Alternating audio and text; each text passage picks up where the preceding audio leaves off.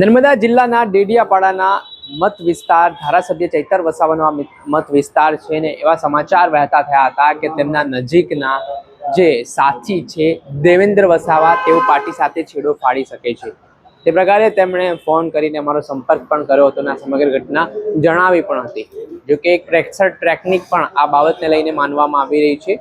ત્યારે ધારાસભ્ય ચૈતર વસાવાએ દેવેન્દ્ર વસાવા સાથે જે ગઈકાલે મુલાકાત તેમની થઈ તે બાદ શું આખું કારણ આપ્યું છે અને શું કહી રહ્યા છે તેઓ વિગતે વાત કરીએ। વૈષ્ણવજન તો તેને કહીએ જે પીડ પરાઈ જાનાને રે। નમસ્કાર દર્શક મિત્રો, નવજીવન ન્યૂઝમાં આપનું સ્વાગત છે। હું છું ફૈઝાન। આગામી દિવસોમાં જિલ્લા પંચાયત, તાલુકા પંચાયત, કોર્પોરેશનની ચૂંટણી આવવાની છે, તેને લઈને તમામ રાજકીય પાર્ટીઓ દ્વારા તડામાર તૈયારીઓની શરૂઆત કરી દેવામાં આવી છે। ત્યારે વાત કરીએ ડેડિયાપાડાની તો વડાપ્રધાન નરેન્દ્ર મોદી અવારનવાર ડેડિયાપાડામાં પોતાની સભા કરવા માટે પહોંચતા હોય છે। ગૃહમંત્રી હર્ષ સંઘવીએ પણ ઓપરેશન લોટસ છે તે ત્યાં ચલાવવાની શરૂઆત કરી છે। ત્યારે આને લઈને જે રીતે એક બાદ એક ભાજપના દિગ્ગજ નેતાઓ દ્વારા જે સભાઓ કરવામાં આવી રહી છે અને ચૈતર વસાવાના ગઢમાં ગાબડું પાડવા માટેનું જે પ્લાનિંગ કરવામાં આવી રહ્યું છે તેના કારણે રાજકારણ ગરમાવાની શરૂઆત થઈ છે। ત્યારે દેવેન્દ્ર વસાવા જેઓ ચૈતર વસાવાના નજીકના વ્યક્તિ ગણાય છે તેઓ પાર્ટીથી નારાજ ચાલતા હોય તે પ્રકારની માહિતી સામે આવી હતી ને તેઓ ભાજપમાં જોડાઈ શકે છે તે પ્રકારે તેમણે વાત પણ કહી હતી। જોકે પ્રેશર ટેકનિક અપનાવવામાં આવી હોય તેવી વાત પણ કહેવામાં આવી છે। ત્યારે આ મામલે ધારાસભ્ય ચૈતર વસાવાનું મહત્વનું નિવેદન સામે આવ્યું છે, જેમાં ચિગદા તાલુકા અને ડેડિયાપાડા તાલુકામાં જે સેન્સ પ્રક્રિયા ઉમેદવારોની પસંદગીને લઈને લેવામાં આવી રહી છે તે દરમિયાન તેમણે બધાને સાંભળ્યા। ત્યારે દેવેન્દ્ર વસાવાએ શું કહ્યું તે પણ સાંભળો। કઈ રીતે ચેલેન્જ તરીકે જુઓ છો?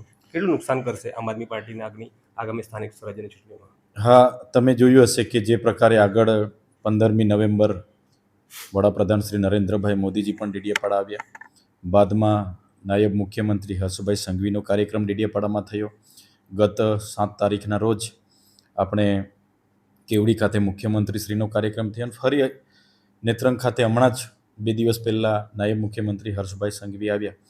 જ્યારે પણ કોઈ કાર્યક્રમ હોય છે એટલે એ પ્રકારના નેતાઓ જે અમારા જે આગેવાનો છે એમને સંપર્ક કરવામાં આવે છે, ઓપરેશન લોટસ અપનાવવામાં આવે છે ને એમને કઈ રીતના ત્યાં લઈ જવા એના પ્રયાસ થાય છે। તમે નેત્રંગની સભામાં જોયું હશે કે અમારા 4 કાર્યક્રમોમાં જોડાયા અને સમાચાર એવા બન્યા કે 200 લોકો આમ આદમી પાર્ટીમાંથી ભાજપમાં જોડાયા। તો આમ આદમી પાર્ટી પણ રાષ્ટ્રીય પાર્ટી છે એટલે ઘણા લોકો જોડાય છે અને કોઈક આવા 1-2 લોકો જતા પણ હોય છે। ત્યારે આમ આદમી પાર્ટી સ્થાનિક સ્વરાજની ચૂંટણીઓને લઈને આજે ખૂબ જ ગંભીર છે। આજે પૂરા ગુજરાતમાં અમે 8 માર્ચથી લઈને 15 માર્ચ સુધી ઉમેદવારોની પસંદગીની પ્રક્રિયા માટે સેન્સની એક પ્રક્રિયા પણ કરી છે। એમાં મોટે ભાગેનું પૂરું થયું, પણ હું વિધાનસભામાં હતો એટલે પ્રદેશમાંથી સૂચના હતી કે ડેડિયાપાડા, ઝઘડિયા અને નાંદોદ વિધાનસભા તમારી ઉપસ્થિતિમાં કરવાની છે। એટલે ગતરોજ અમે સાગબારા, ચિગદા અને ઝઘડિયા વિધાનસભાનું સેન્સની પ્રક્રિયા કરી। આજે અમે ડેડિયાપાડા અને નાંદોદ વિધાનસભાની સેન્સની પ્રક્રિયા કરી। ત્યારે આઈબીના રિપોર્ટ એવા છે કે ડેડિયાપાડા હોય કે એના નર્મદા જિલ્લાના તમામ તાલુકાઓ સાથે ઝઘડિયા વિધાનસભા અને જિલ્લા પંચાયત નર્મદા આમ આદમી પાર્ટી બનાવી રહી છે, જેને લઈને ભાજપના લોકો સૌથી વધારે પ્રયાસો ડેડિયાપાડામાં અમારા લોકોને કઈ રીતના અટકાવવા, ઝઘડિયામાં કઈ રીતના અટકાવવા, નાંદોદમાં કઈ રીતના અટકાવવા એના પ્રયાસ કરે છે। આજે બધા સેન્સની પ્રક્રિયામાં અમે બેઠા બધા જ લોકોના રજૂઆત એ હતી કે અમને ભાજપવાળા બધી જ સામધામ દંડ કે ભાઈ આવતારો આમ છે તેમ છે એવી બધી વાતો કરે છે, એવું આજે મને જાણવા મળ્યું છે। ત્યારે લોકો ખૂબ સારી રીતે જાણી ગયા છે અને ડેડિયાપાડાના લોકોની તાકાત છે કે આજે વડાપ્રધાન શ્રી પણ આવે, નાયબ મુખ્યમંત્રી શ્રી પણ આવે, ગરીબ આદિવાસીના ઘરે બેસીને એને જમવું પડે, તો આ તાકાત માત્ર ચૈતરભાઈની નથી, ડેડિયાપાડાની જનતા, સાગબારા, ચિગદાની જનતાની જાગૃતતાની તાકાત છે કે અવારનવાર ડેડિયાપાડામાં આવવું પડે, નાનો કાર્યકર જોડાય તો બી એને હેડલાઇન બનાવવું પડે કે ચૈતર વસાવાના જમણા હાથ આમ થયા, ચૈતર વસાવાના ગઢમાં ગાબડું પાડ્યું, આ થયું તે થયું। એટલે એના જે માહોલ છે એને કઈ રીતના બગાડવો એ પ્રયાસ ભાજપ કરે છે। એટલે મારે તો આપના માધ્યમથી વિનંતી છે કે જનતા હમણાં પ્રશ્નો પૂછવાની છે ભાજપને। જે લોકસભા વખતે એમણે વાયદા કર્યા હતા કે નર્મદાનું પાણી આપીશું, ગંગાપુરનું ડેમનું પાણી ડેમ બનાવીશું, ઉકાઈવાળા વિસ્થાપિતો હોય, નર્મદાના હોય, કરજણા વિસ્થાપિતોને અમે ન્યાય અપાવી દઈશું, આજે રોજગારી આપી દઈશું, મનરેગામાં રોજગારી નથી, શાળામાં શિક્ષકો નથી, ત્યાં શાળાના ઓરડા નથી, આંગણવાડીના ઓરડા નથી, એટલે લોકોના મૂળ મુદ્દાઓ ભૂલી જાય. મૂળ મુદ્દા ભૂલી જાય અને ચૈતર વસાવા આમ ચૈતર વસાવા તેમ ચાલે મીડિયામાં. એ રીતનું પ્લાનિંગ આ લોકો કરી રહ્યા છે, પણ એ સફળ થવાના નથી. લોકશાહીના ઢબે લોકો જનતા આજે જાગૃત છે અને ચૂંટણીઓમાં ચોક્કસ આમ આદમી પાર્ટીનો વિજય થશે આ વિસ્તારમાં. ગઈકાલથી જે વાત વહેતી હતી કે તમારી સાથે જોડાયેલા તમારા ખાસ ગણવામાં આવતા દેવેન્દ્રભાઈ નારાજ છે અને હવે તેઓ પાર્ટી સાથે છેડો પાડવાના છે. આજે શું પરિસ્થિતિ છે? આજે તેઓ પાર્ટી સાથે છે કે કેમ છે? પાર્ટી સાથે જ છે. સવારે જ એમનો ફોન આવ્યો હતો.